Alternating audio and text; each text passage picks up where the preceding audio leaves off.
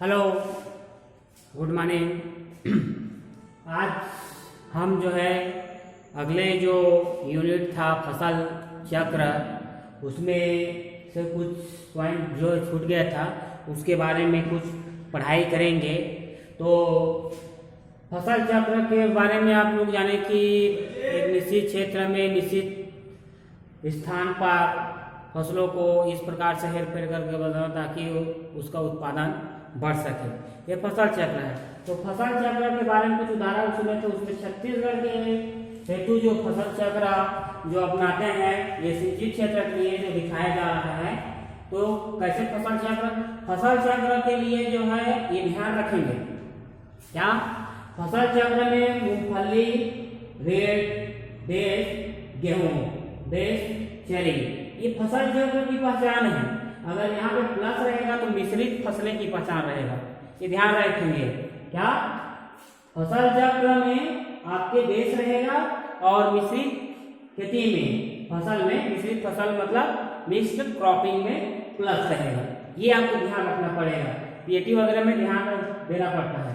तो ये जो फसल चक्र है आपके मूंगफली के बाद गेहूं लिए उस सीजन में, दूसरी आपने चरी लिए 1 वर्ष के लिए, धान गेहूं 1 वर्ष के लिए, मक्का गेहूं मूंग 1 वर्ष के लिए, उसके बाद 2 वर्ष का आता है मक्का आलू गन्ना, ये 2 वर्ष के लिए, कपास अलसी मूंगफली आलू ये 2 वर्ष के लिए, मूंगफली आलू कपास अलसी ये 2 वर्ष के लिए, ये फसल चक्र होता है। अब इस फसल चक्र को जो गहनता निकाला जाता है, इसकी गहनता में कितने % होता है फसल चक्र की रोटेशनल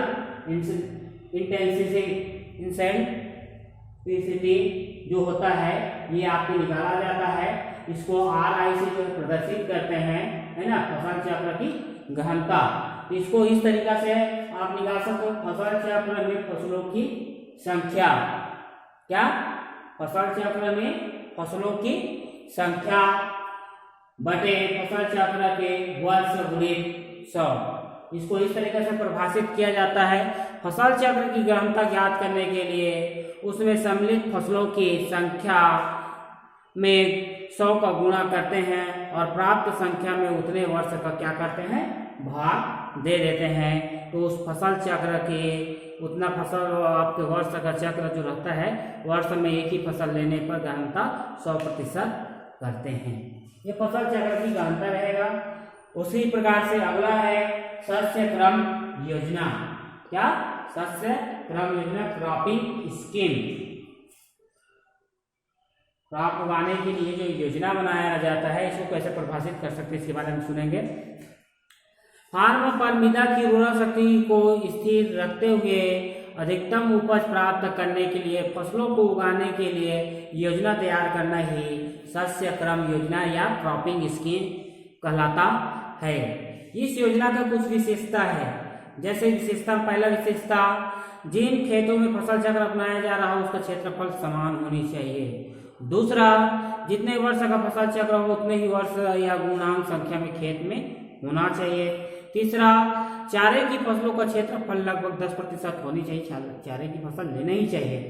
फसल चक्र में प्रतिक्रम रखना चाहिए, खाली छोड़ना चाहिए। उसी प्रकार से जितने भी संसाधन हैं वो फसल चक्र योजना में भूमि, श्रम, पूंजी, सिंचाई, खाद आदि को समुचित उपयोग होना चाहिए। ये कुछ विशेषताएं हैं, ये विशेष जो रहते हैं, जो कुछ छूट गया था आपके फसल चक्र के अंतर्गत, उसमें आप ऐड कर लेंगे और ये कॉपी में लिखते जाएंगे।